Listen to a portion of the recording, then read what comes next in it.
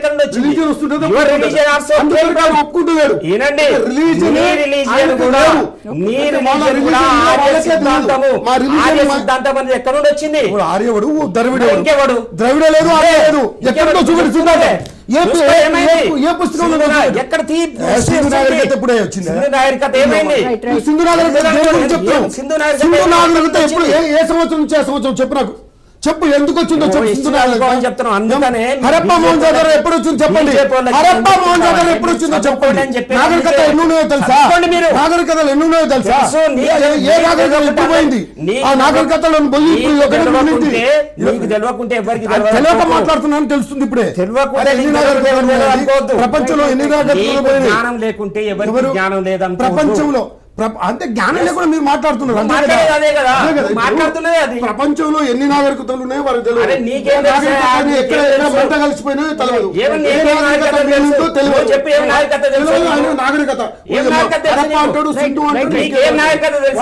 చెప్పు, ఏం నాగరికత తెలుసు నీకు? చెప్పు. మా నాగరికత మాకు తెలుసండి. మా నాగరికత కాదు, నాది. ఏది మీ నాగరికత? ఇండియన్ కల్చర్ ఇది నాది.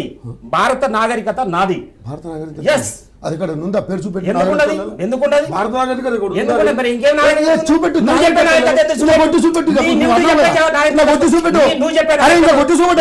భారత నాగరికత ఎక్కడుందో చూపెట్టు. నువ్వు చెప్పవా? ఏ నాగరికత? నువ్వు చెప్పే నాగరికత చెప్పు. నువ్వు చెప్పే నాగరికత ఏదో చెప్పు, చూపెట్టు. దాంట్లో నువ్వు చెప్పే నాగరికత చూపెట్టు. చూసుకోండి. చెప్పు. ఏంటి ఎప్పటి నుంచి ఉందో చూసుకో. హిందూ నాగరికత ఎప్పటి నుంచి ఎప్పుడు వచ్చింది? హిందూ అనే వర్డ్ ఎప్పుడు వచ్చిందో చెప్పు అసలు నీకు.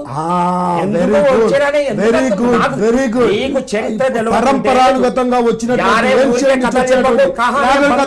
నువ్వు నాగరికత అంటావు. నువ్వు అరే బంద్ కరో జీ, నువ్వు బంద్ కరో. आपको कुछ भी नहीं मालूम. अरे భారత నాగరికత, భారత నాగరికత, భారత నాగరికత పేరు చూపెట్టారు. అరే హిందూ నాగరికత, భారతుడు పుట్టిన భూమిని భారతదేశము. దేశం వేరు, నాగరికత వేరయ్యా. భరత ఖండము. దేశం వేరు, భారతదేశం వేరు, భారత నాగరికత వేరు. దేశాలు 192 దేశాలు తండ్రి. 192 దేశాలలో భారతదేశం ఒకటి. ఈ భారతదేశంలో నాగరికతలు వేరున్నాయి.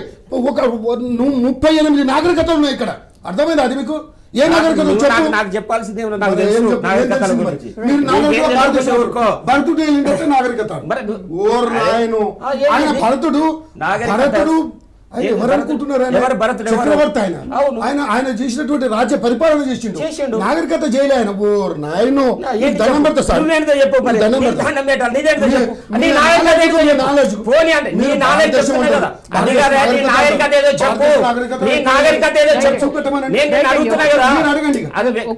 నాగరికత ఏంటిదో చెప్పమని ఆయన.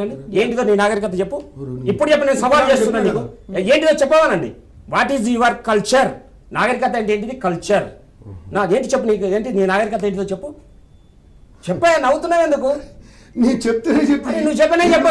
ఏం చెప్పినావా? సింధు నాగరికత. శ్రీకాంత్ గారు ఒక్క నిమిషం అండి. సింధు నాగరికత ఒక్క నిమిషం. మీ ఇంటి నుంచి వచ్చింది. సింధు నది ప్రాంతంలో వెలసిల్లినటువంటి నాగరికత అది. సింధు నాగరికత. భారత నాగరికత అంటావు, సింధు నాగరికత అంటావు. నువ్వు ఏది నోటికి వస్తుంది అంటావు. ఏది నోటికి వస్తుంది అంటున్నావు. ఏం చెప్తాను?